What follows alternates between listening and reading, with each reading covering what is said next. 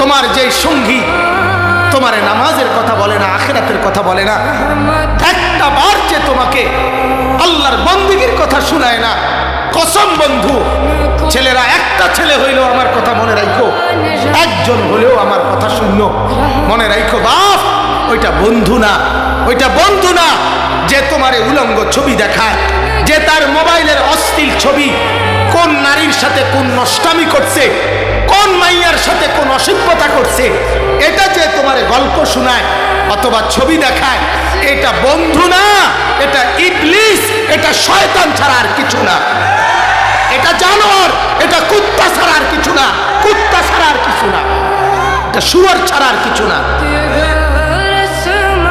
এটা জানোয়ার ছাড়া আর কিছু না, এটা বন্ধু না।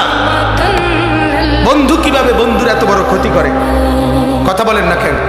বন্ধু কিভাবে বন্ধুকে আগুনে ফেলে দেয়?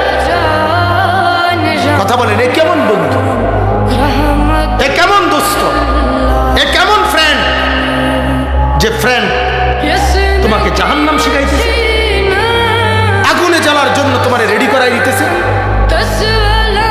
তোমারে তো ভাবাইয়া তো ভাইয়া আখিরাত ভুলাই দিতেছে।